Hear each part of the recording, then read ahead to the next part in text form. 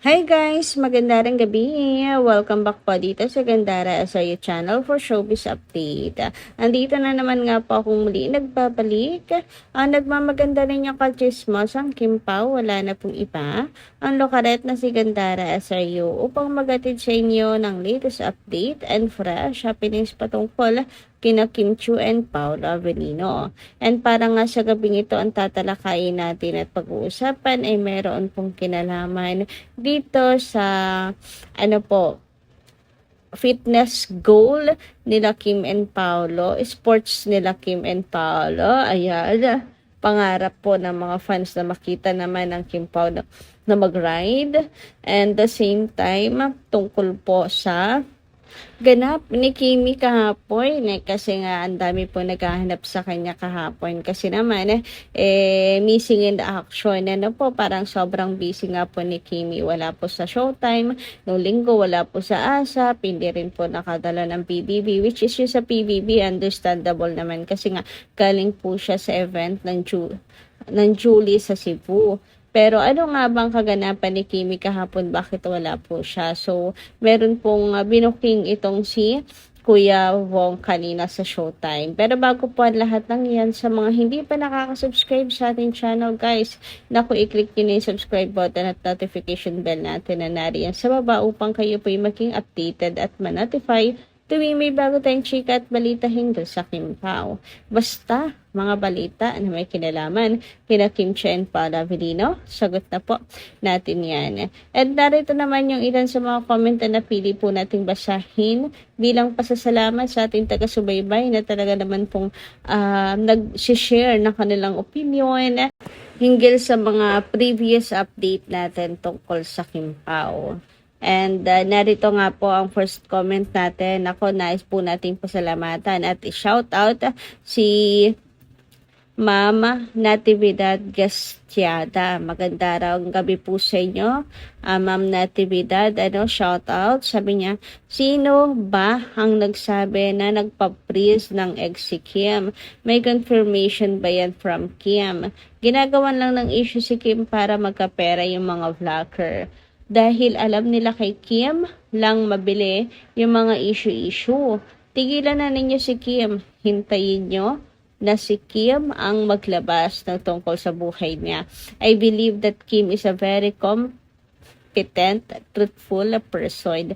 Nako, Ma'am Natividad, mukhang hindi nyo pa po napapanood yung interview ni Bella Padilla sa Fast Talk with Boy Abunda. Yes po, nabanggit po kasi doon yung pagpapapreeze ng eggs, yung nabalita nga raw po si Kim, and since bestie po si Kim at si Bella, natanong si Bella if okay po siya sa pagpapreeze ng eggs.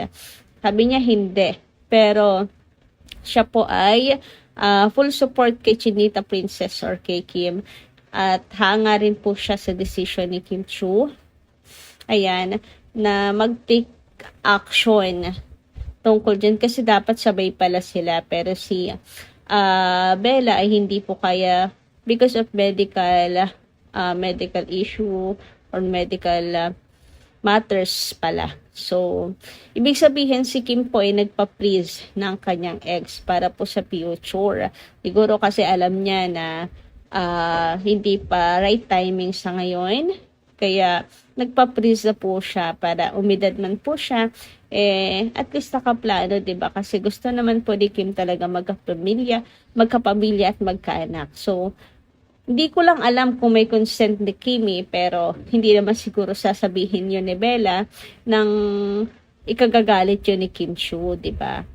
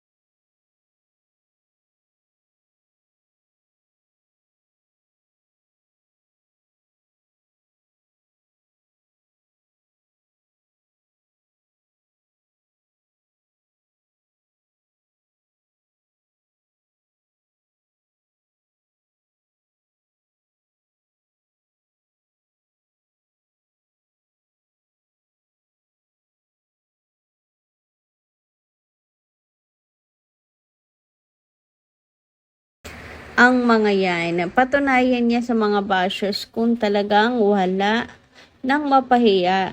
Hindi titigil ang mga yan kung mananahimik si Paolo. Palala lang ng palala ang mga bashers. Hindi lang si Paolo ang sinisira ng mga yan. Si Kim nakakaawa na rin. Yun kay Kim na tungkol sa GA or kay Gerald Anderson, walang maniniwala dahil kilala natin si Kim. Hindi yan gagawa ng kahihiyan sa sarili niya. Matinong babae si Kim, hindi yan kire. Decente si Kim. Di ba gandara? Yes po. Sobrang napaka-decente pong babae ni Chinita Princess. At kilala natin po si Kim kaya wala pong sino man ang maniniwala po sa kwento na yan tungkol kay Gerald Anderson. Anyway, yung tungkol naman po kay Paolo Abilino na dapat bigyan niya po ng linaw.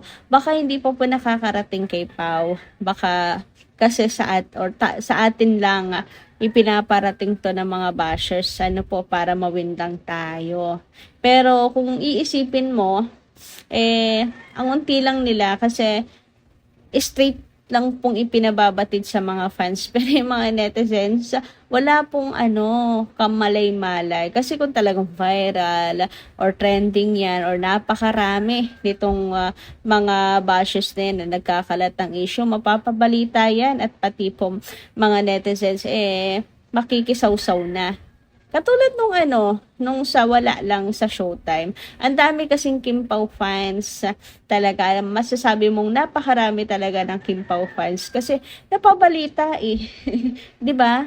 Pati po mga casual netizens nakisawsaw.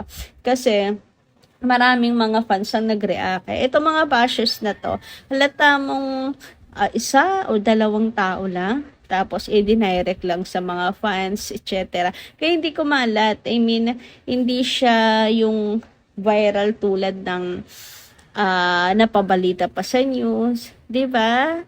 Makikita mong walang kwenta to mga bashes na to, konti lang po talaga sila. Kaya natatawa na lang po ako sa showbiz girlfriend na yan daw. Di umano ni Pao, may showbiz girlfriend, mayroong kasama sa pag-gym. Hay nako, kaya tatawa na lang talaga ako sa kanila guys. Anyway, dumako naman nga po tayo dito sa mga OOTD ni Kimi this February na pinagsama-sama na nga as request ni Chinita Princess, 'di ba? So ayan, meron po nag-compile ng kanya pong OOTD sa Showtime at makikita niyo dito, usually talaga siya, naka-dress, 'di ba?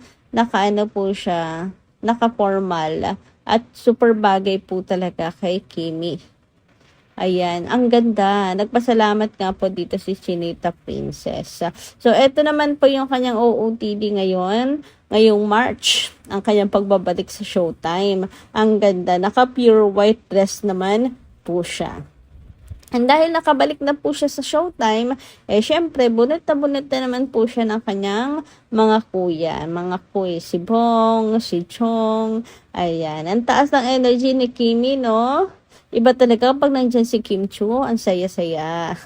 Ang rin ni Kimi. Kumbaga, nakukumpleto yung araw natin kapag nakikita natin si Chinita Princess. And dahil ang taas ng energy ni Kimi, hindi po maiwasan na hindi siya pansin nila Kuya Bong, nila Kuya Chong. And ayun nga, halatang masaya si Kim. At nadulas na nga po dito si Kuya Bong. Ang sinabi niya na masaya din siya kahapon. Tapos takip na lang po siya ng kanyang bibig. Na para bang, teka, nadulas ako. Hindi ko pala pwedeng sabihin yun. Si Kim, halatang pinipigilan siya, may paghawak pa ng kamay. Ano kaya yung natuklasan at nalalaman nitong si Kuya Bong? Kasi mukhang may nalalaman po siya Kaya niya nasabi na happy si Kimi kahapon. Ano ba kasi yon ganap niya kahapon, Kuya Bong? Baka naman, pakishare naman yan siya ng mga nalalaman mo. Bakit super saya ni Kim kahapon? Ayan. Ito naman yung mga comment. May ilang comment po na marahil may nalalaman nga si Kuya Bong at may nakita siya kahapon. Kaya niya nasabi na super saya ni Kimi. Nasa isang village lang daw kasi si Kuya Bong at saka si Kim. Kaya hindi malabo na meron siyang nalalaman talaga tungkol sa Kim Pao. Sana nga po yung nasa isip natin yun nga, 'di ba? Syempre bilang Kim Pao fans, isa lang naman ang naiisip natin. Tapos may pagtakip bibig pa si Kuya Bong na parang ay hindi pala niya yun pwedeng sabihin, nadulas pala siya. Ayun. Anyway, meron naman po tayong nakitang picture ni Pao sa X kung saan oo nga nakakamiss po ang pagra-ride ni Paolo Avellino. Ayan, and sana nga daw po silang dalawa ni Kim ay makapag-ride. Ang saya siguro nun, ano? Ayan, ang saya nga no, nagbabike sila. What if parehas po silang mag-ride? O kaya angkas ni Pao si Kimi. Ay, masaya yon. So, kailan kayo matutupad ang pangarap kung makita kayo na riding motorcycle? Baka naman Pao, gusto mong mag-chill ride to Baguio isama mo si Kimi para makapag-unwind din kayo and meet the parents. Haha, Charissa. Ay, pero na-imagine ko lakas maka-action star. Anyway, hanggang dito lang po muna yung ating update. Maraming salamat kayo sa inyong pakikinigan. Kita kasi po muli sa mga susunod pa natin chikas tungkol sa Kim Pao. Maraming pong salamat at ingat po kayo palagi.